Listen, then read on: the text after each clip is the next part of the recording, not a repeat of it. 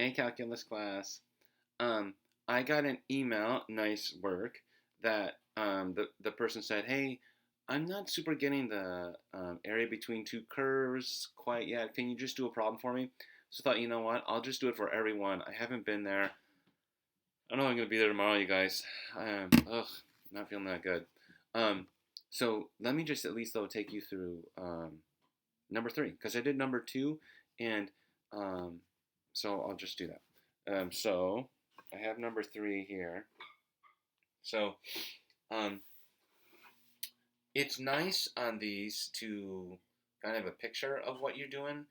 So I'm gonna graph this thing. So when I look at um, f of x, that one's easy. It's just a diagonal line, 45 degrees, right? This one, I always like. I don't know. Yeah, darn it. We just haven't done a lot of this. This one's so easy for me to graph. Here's the reason why. I just look to see, like, hey, here's the basic function. It's a parabola, right? And it'll be centered right at the origin.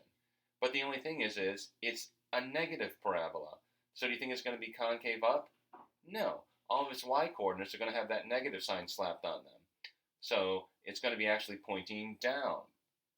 But it also has a 2 getting added to it. So guess what's going to happen to that parabola? It's all going to be raised up. All the y coordinates will be raised up too. So you'll end up with something like this. Okay, that's pretty good, right?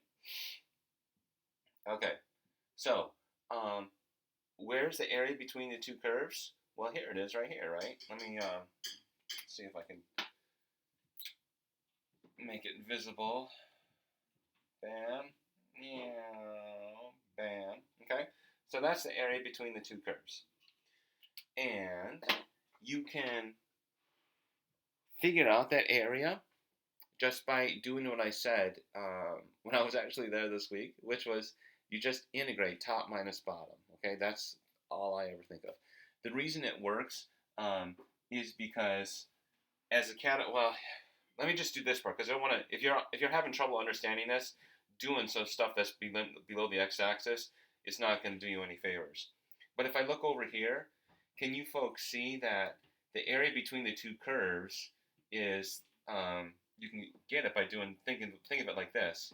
If if we're just integrating from 0 out, the if I just integrated the top curve there, that 2 minus x squared, I get this little rectangle, right? As the caterpillar crawls along, she'd get this little skinny rectangle as she took a step.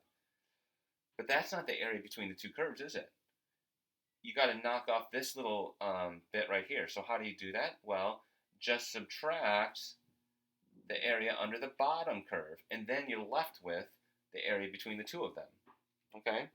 So that's why the top minus bottom thing works.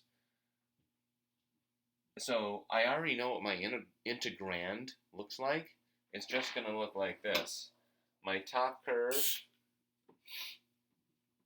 is 2 minus x squared, and then I have to subtract an x. Okay? So that's the top minus the bottom. Now, the only thing is, I don't know what my limits are. So I got to figure out, where does the caterpillar start? Well, this is the start of where there actually is area between the two curves. And this is where it ends. So what are these 2 points? Well, do you agree that they're on both functions? These 2 points are on both functions. And right at these points, both functions have the same x and y value, and they both have the same x and y value there. So what you can do is set these two equal to each other. Set their y's equal to each other. So I'm just going to put it over here. So x equals 2 minus x squared. And that'll give you the places where the x's and y's are the same. So I got a quadratic here. How do I solve a quadratic? I just set one side equal to 0. So I'll move that stuff over to here. And then I think this is factorable. Oops. Okay. And then let me just make sure that's right. Okay, good. So it looks to me like x equals -2, and then x equals 1. Okay. So that means I'm going from -2 to 1. Yay. By the way, at this point, if it's around the calculator section of the test, you could just put that in your calculator. I'm just going to do it by hand. It's good. It's just good practice, especially from what I saw when I was there. Some of you just need help at tightening up your notation, so it's good to do things by hand. So pay attention to how I do it. I have to do FTC1, so that means when I'll take the antiderivative, and when I take the antiderivative, the integral sign goes away. The dx goes away. So all I'd be left with is 2x minus 1/3 x cubed minus 1/2 x squared. And going from -2 to 1. And then just plug in the top minus plug in the bottom. And wow, that's going to be a fraction hassle. 2 minus, if I put a 1 in here, it's just going to be 1. So that'll be 2 minus 1/3. And put a 1 in here, that's just going to be 1/2. Okay, so I have that. Minus, now I have to be careful because I got to put a negative in here, right? So 2 times the -2 is -4. Minus 1/3 times -8 if I cube it. Minus 1/2 times 4 if I square it. Okay. And then, you know what? I'll just stop here because I'm guessing I have the right answer. But you don't want to see me just do a bunch of arithmetic that you can probably do. I'm just checking to see. 4.5. Wow, interesting. 4.5. I hope I didn't screw that up. I'm surprised it's 4.5 just because it seems to me like 8/3.